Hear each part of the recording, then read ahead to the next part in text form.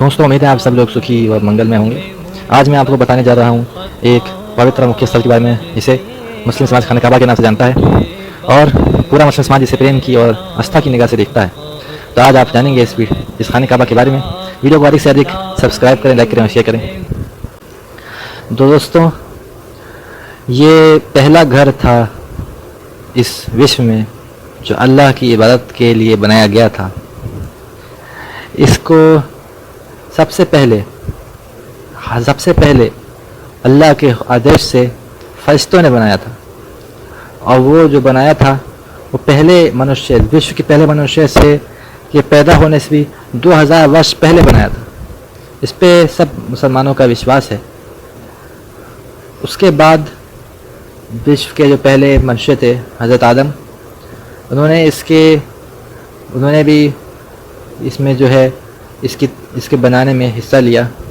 اس کے بعد ان کے بیٹے جو تھے شیث، جن کا نام آتا ہے حضرت شیث، انہوں نے بھی اس کے بنانے میں حصہ لیا۔ اس کے بعد کئی سال گزرے، بہت سارے پیڑھیاں گزر گئیں، اور خانہ کعبہ جو ہے جو بنا ہوا تھا وہ انسانوں کی نظر سے اوجھل ہو گیا۔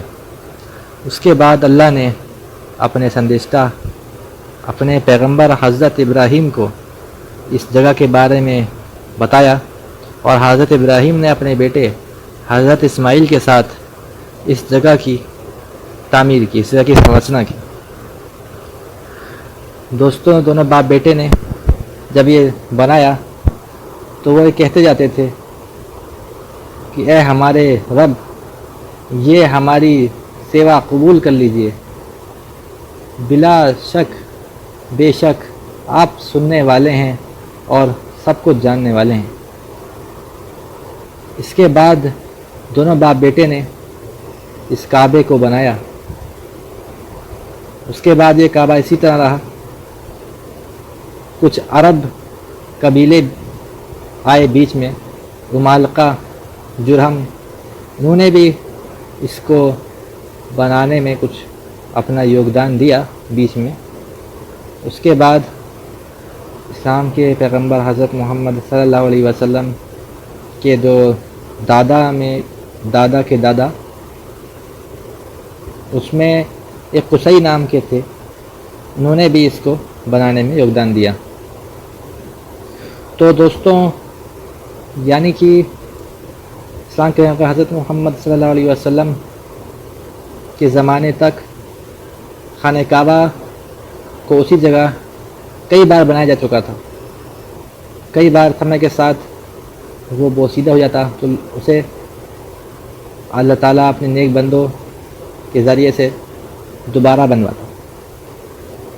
دوستوں حضور صلی اللہ علیہ وسلم، حضرت محمد صلی اللہ علیہ وسلم کے زمانے میں جب حضرت محمد صلی اللہ علیہ وسلم کی عمر شریف جو تھی 25 سال کی تھی، اس زمانے میں بھی ان کے جو مکہ کے جو قبیلے والے تھے، قریش جن کو کہا جاتا ہے، انہوں نے اس کو پھر سے اس کی سنرچنا کرنے کی، اس کی تعمیر کرنے کا ارادہ کیا،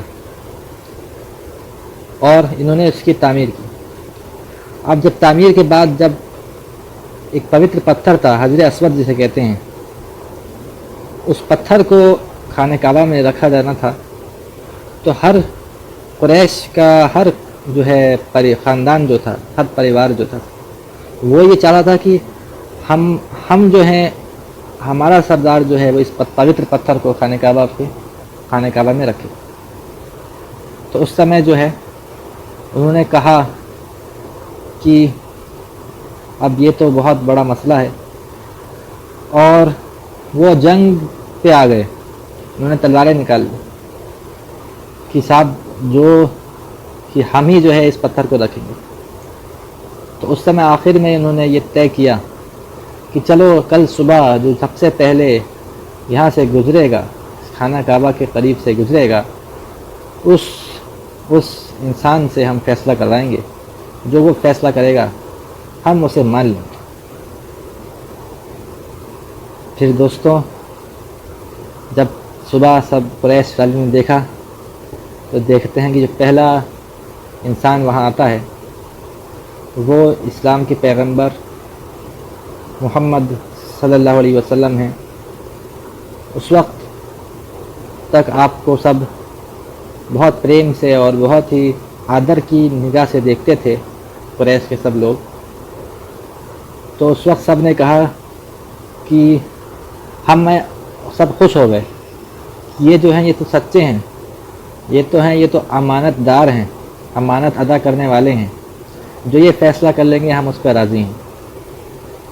تو پیغمبر محمد صاحب صلی اللہ علیہ وسلم نے یہ فیصلہ کیا کہ ہر قبیلے کا سردار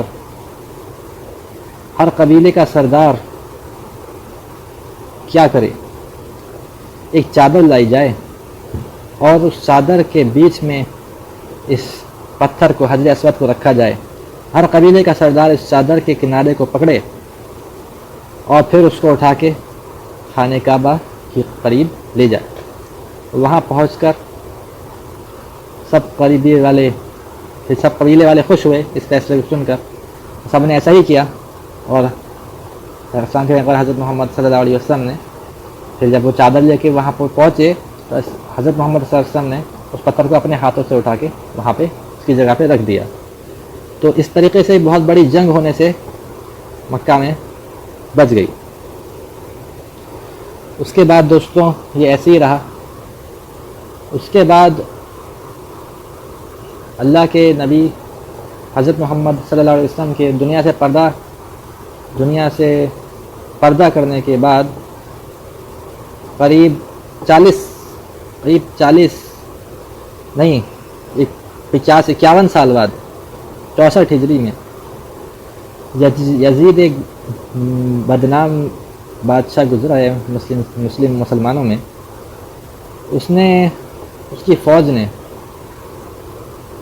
حضرت عبداللہ بن زبیر پہ حملہ کیا۔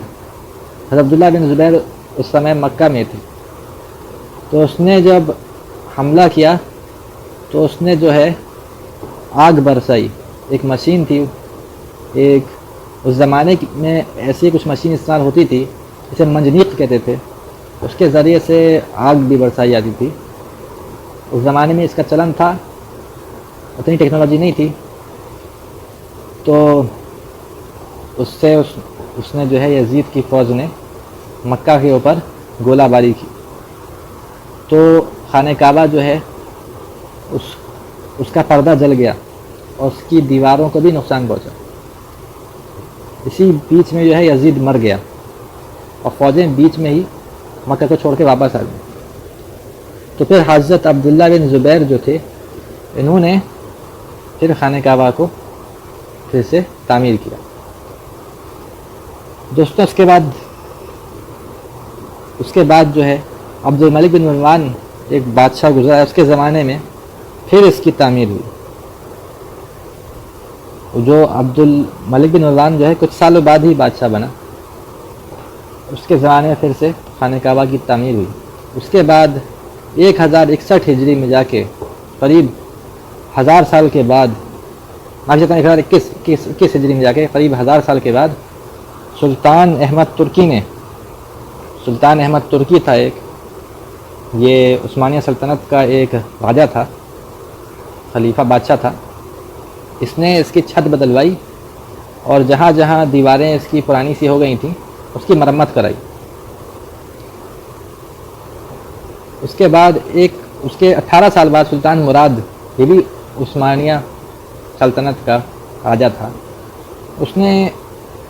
اس کے زمانے میں ایک باڑھ سی آئی اور پانی مسجد میں پہنچ گیا اور خانہ کعبہ کی کچھ دیواریں بھی گر گئیں، تو سلطان نے پھر اس کی سنرچنا تعمیر کر دی۔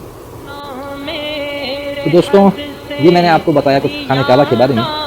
اس کے بارے میں جانکاری یہ تو بہت ہی کم ہے، بہت کچھ اس کے بارے میں کہا جا سکتا ہے، تو بہت کتابیں لکھی جا سکتی ہیں، لیکن ہم نے آپ کو شارٹ میں اس کی سنرچنا کے بارے میں اور اس کے کچھ اتہاس کے بارے میں بتانے کی کوشش کی۔ امید ہے دوستوں آپ کو یہ ویڈیو پسند آئے گا۔ دوستوں اگر پسند آیا تو اس کو لائک کیجیے، سبسکرائب کیجیے اور شیئر